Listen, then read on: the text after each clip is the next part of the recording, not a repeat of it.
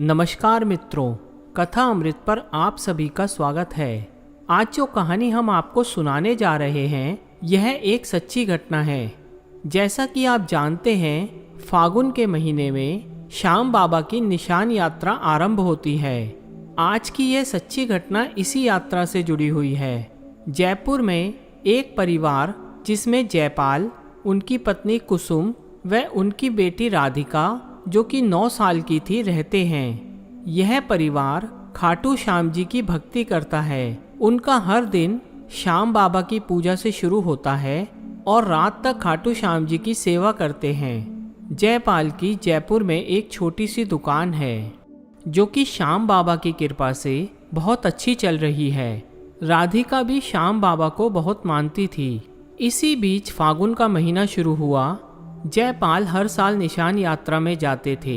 इस साल भी उन्होंने बाबा की निशान यात्रा में जाने का प्रोग्राम बना लिया, पर इस बार राधिका ने जिद की कि वह भी बाबा की निशान यात्रा में हिस्सा लेगी।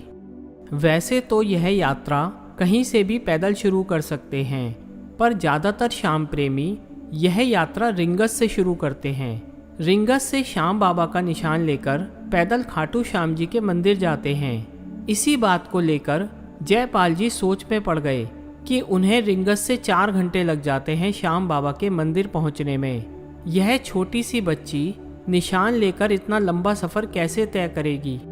जयपाल और कुसुम ने बहुत समझाया, पर राधिका नहीं मानी।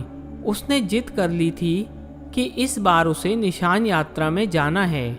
जयपाल और कुसुम सोच रहे थे कि बाबा का निशान जो कि ध्वज होता है, उसे उठाकर धूप में यह बच्ची कैसे बाबा के मंदिर तक पहुंचेगी।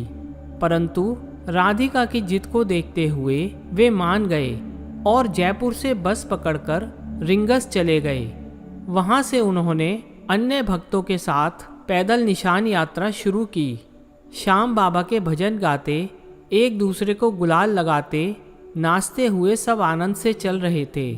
राधिका और उसकी माँ कुसुम भी निशान लेकर चल रहे थे। इस रास्ते पर काफ़ी भीड़ थी। इसी बीच राधिका अपने माता पिता से बिछड़ गई। राधिका रोने लगी। उसने अपने मम्मी पापा को जोर जोर से आवाज़ दी, पर भीड़ काफ़ी थी और सब भजन गाते हुए नाचते हुए चल रहे थे। इस शोर में राधिका की आवाज़ किसी ने नहीं सुनी। कुछ देर बाद राधिका रोने लगी। वह वहीं एक किनारे खड़ी हो गई और श्याम बाबा को याद करने लगी। हे बाबा, मेरे मम्मी पापा को मुझसे मिला दो। दूसरी तरफ जयपाल और कुसुम भी राधिका को ढूंढ रहे थे।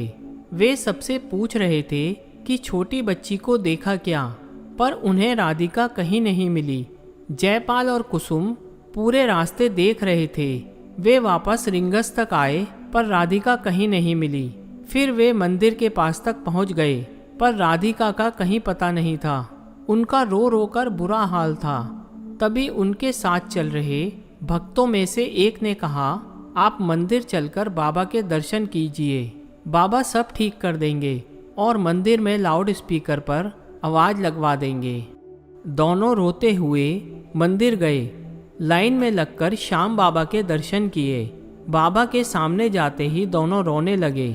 उसी समय मंदिर के पुजारी ने उनसे पूछा कि क्या बात है, तो उन्होंने सारी बात बता दी। तब उन्होंने कहा, कोई बात नहीं, आप ऑफिस में जाइए, वहाँ पता लग जाएगा। श्याम बाबा के दरबार से आज तक कोई खाली हाथ नहीं गया है। जयपाल और कुसुम दर्शन करके मंदिर के कार्यालय की ओर जा रहे थे।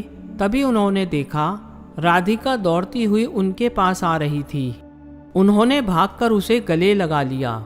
श्याम बाबा का बहुत धन्यवाद किया।